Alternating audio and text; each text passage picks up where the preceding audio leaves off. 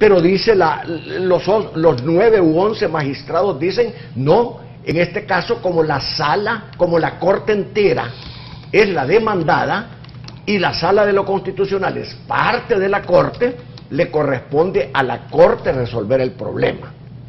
Y decimos muchos abogados, bueno, pero ¿cómo es que le corresponde a la corte resolver el problema si la corte es la demandada? Ah, dicen algunos magistrados, entonces vamos a llamar a los suplentes. Y con los suplentes creen que van a resolver el problema.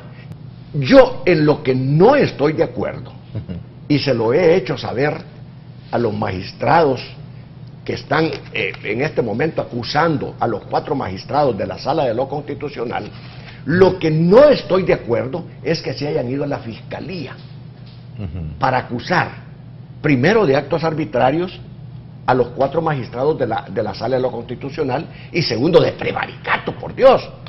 Si ahí no hay prevaricato, si ahí no hay actos arbitrarios, cada uno en su jurisdicción está tratando de resolver un problema jurídico.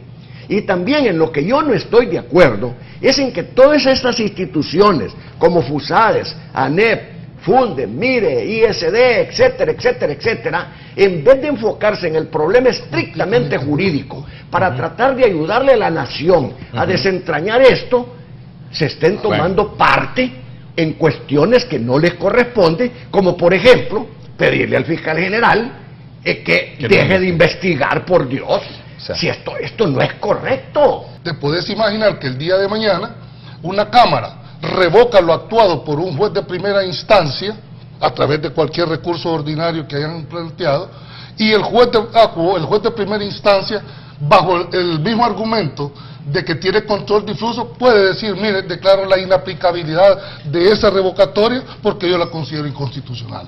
Eso sí me parece que es de ponerle muchísima atención, porque se está atentando contra toda la estructura jurídica de la Corte. A partir de 1983, en el artículo 85, se crea la figura del monopolio partidario.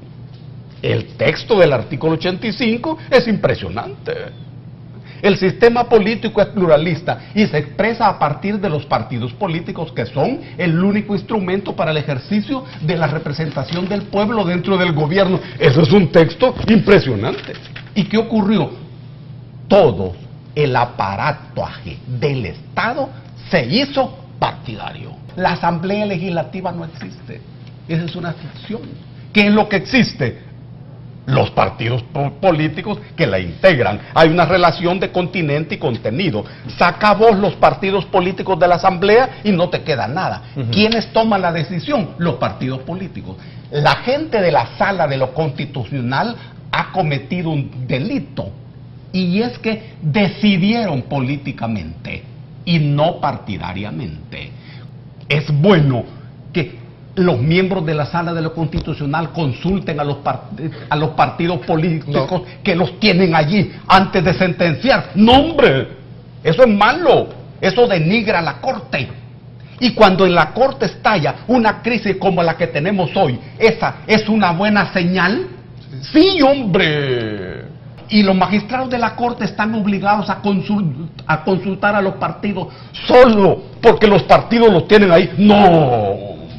No, hombre, sabemos que consultan al presidente de la República antes de determinadas sentencias, y eso es bueno. Pero estás hablando, Dagoberto, de los 4 magníficos. ¿Qué pasa con los otros 11? A mí no me gusta poner 9 contra 4. Yo creo que cuando haya habido decisiones se han tomado como órgano colegiado, como Corte, nos guste o no nos guste quienes la conforman. Las instituciones se conforman con seres humanos. ¿Quién va a venir a este país a invertir, Julio, con una crisis institucional? Por supuesto que el mensaje que se está mandando no es bueno, porque no estamos acostumbrados a este tipo de debate que ya ha trascendido la opinión pública. Y no venimos a desgarrarnos las vestiduras de que decimos que debemos de apoyar la institucionalidad, que pues, dejemos que funcione la institucionalidad. ¿Y qué va a pasar? Porque yo conozco el carácter de los 4 magistrados que están ahorita cuestionados. Son gente recta, son gente inteligente, son gente con mucha sabiduría, son gente que apoyamos muchos salvadoreños. ¿Qué va a pasar cuando estos magistrados que gozan de una popularidad increíble en este momento, ¿Pero por qué se den chisman? un fallo que afecte a la empresa privada, den un fallo que afecte a la oligarquía, den un fallo que afecte a aquellos componentes dominantes que ha tenido el Estado salvadoreño durante siglos. Y la actividad fundamental no consiste en hacer política, sino en hacer negocios. Estamos hablando de empresarios, pero esas cúpulas partidarias que hacen negocios se apoyan en el aparato del Estado. Y entonces hay una especie de competencia desleal. Viene otro fenómeno, es que los partidos políticos han funcionado como intermediarios de las cúpulas empresariales. Pero hoy los partidos políticos dejan de ser instrumentos y se convierten en fin en sí mismos. Y las cúpulas empresariales están trabajando para pasar a controlar ellas mismas el aparato del Estado. Las cúpulas empresariales que siempre habían considerado a los partidos políticos como sus instrumentos, y los partidos políticos que siempre se habían considerado instrumentos de la democracia representativa. ¿Ven la hondura del fenómeno de la democracia representativa? Hoy se produce una distancia. Y las cúpulas empresariales estiman que esos aparatos llamados partidos tienen una cúpula que les hacen competencia en los negocios. Y esos magistrados deben saber que van a luchar los partidos políticos para quitarlos de allí. Ellos lo saben muy bien. Concluirse entonces que detrás... detrás de todo eso, ¿tú crees que es ir a sacar a ellos de ahí? No hay nada detrás. Es evidente entonces. Este no es un juego de títeres y de titiriteros. Cada uno es sujeto, no actor. ¿Hay razón para ti o no que los sectores empresariales y sociedad civil se pronuncien? No en el sentido de... Ellos tienen todo el derecho como sociedad civil de externar una posición.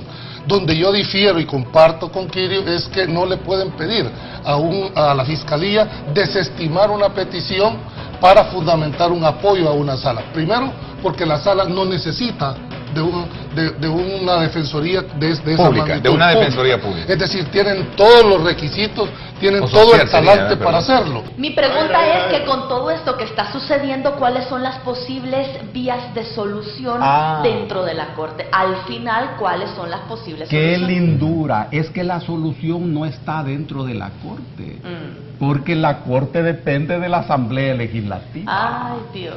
¡Claro! ¿Y cuál es la solución para un sector?